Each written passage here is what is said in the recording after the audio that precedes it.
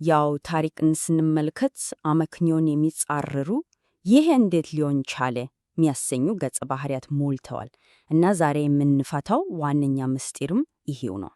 እንግዲህ የመጀመሪያው እንቆቅልሻችን ይሄ ነው። አንድ ባሪያ፣ እስቲ ያስቡት፣ አንድ ባሪያ እንዴት ጀነራል ሆኖ የአንድን ግዙፍ ስርወ መንግስት ከፍተኛውን የስልጣን እርከን ሊይዝ ቻለ?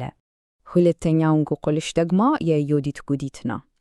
የእሳት ሴት የሚል ስያሜ እስከምታገኝ እና ያንኑ ግዛት እስከ መሰረቱ አቃጥለዋለሁ ብላ እስከምትዝትት ድረስ እንዴት እንዲህ አይነት ኃይል ልታገኝ ቻለች?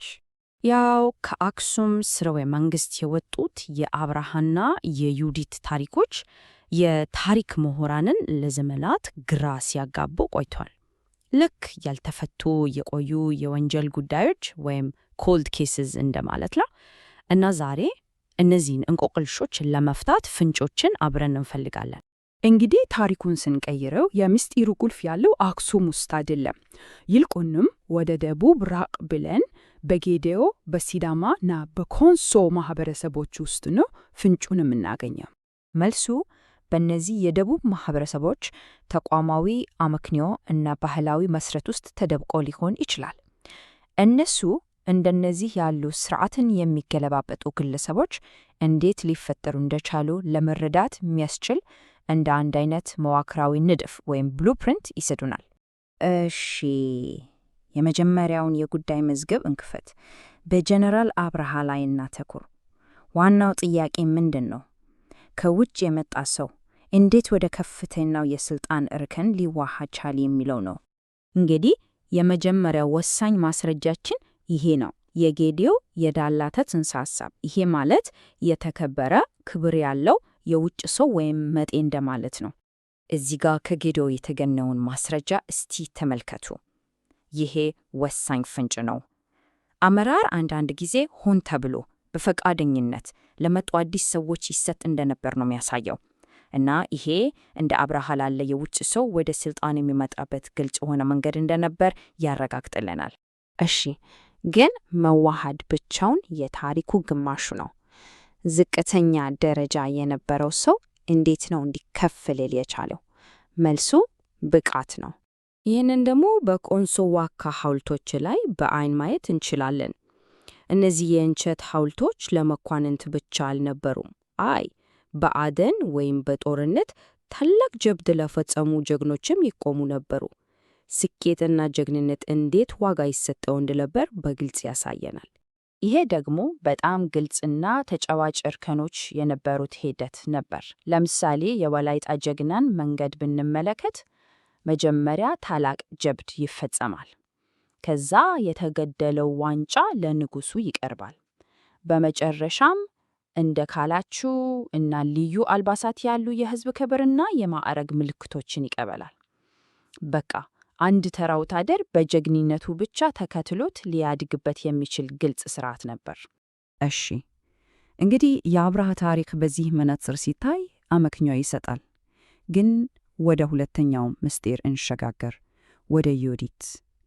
እነዚህ ተመሳሳይ መዋቅሮች እንደ ዮዲት ያለችን ስርዓት ሙሉ በሙሉ ያናጋች ገጸ ባህሪን ሊያብራሩልን ይችላሉ? የዮዲት ጉዳይ ግን የተለየ ነው። እሷ ከውጭ መጥታ ልትዋሃድ የሞከረች ሰው አይደለችም። ከውስጥ ሆና ስርዓቱን ያፈረሰች ነበረች። እናም ይሄ ከበፊቱ ፈጽሞ የተለየ እንቆቅልሽ ያደርገዋል። እዚህ ጋር ምንጩ ላይ አንድ ቁልፍ ልዩነት እናገኛለን። ይኸውም በይፋዊ ወይም ተቋማዊ ሚና ከሚገኝ ኃይልና በግል ተሰሚነት ከሚገኝ ኃይል መካከል ያለው ልዩነት ነው። ለምሳሌ በወላይታ ማህበረሰብ ንግስቶች በሀገር ጉዳይ ላይ የተለየ የተቋቋመ ሚና አልነበራቸውም።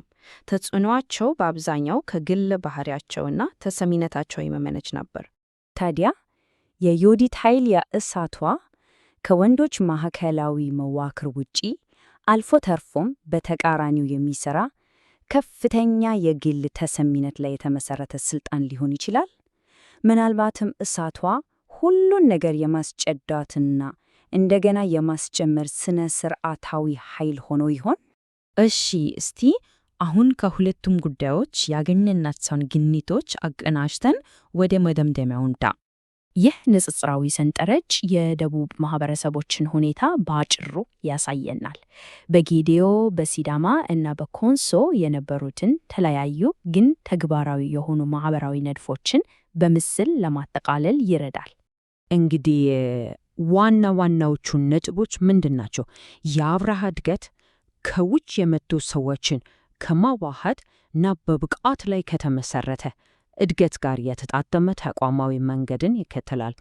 የዮዲት ስርዓትን የማፍረስ ኃይል ደግሞ ተቋማዊ ያልሆኑ በግል ተሰሚነት ላይ የተመሰረቱ የአመራር መንገዶች መኖራቸውን ይጠቁማል። እናም እነዚህ ማህበረሰቦች የነበረውን ሁኔታ የሚፈታተኑ ገጸ ባህሪያትን ለማስተናገድ ወይም ምላሽ ለመስጠት የሚያስችሉ የራሳቸው አሰራሮች ነበራቸው። ስለዚህ ወሳኙ ነጥብ ይሄ ነው። እነሱ የታሪክ አጋጣሚዎች አልነበሩም፣ ይልቁንም በአካባቢው ከነበሩ ስር የሰደዱ ተቋማዊ አሰራሮች እና ዘይቤዎች የመነጩ ክስተቶች ነበሩ። ይሄ ደግሞ ወደ አንድ ጠንካራ ሐሳብ ይወስደናል።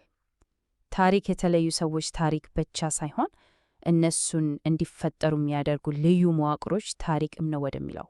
ይህንን ይዘን እናስብበት የሚጋብዝ አንድ የመጨረሻ ጥያቄ አለ።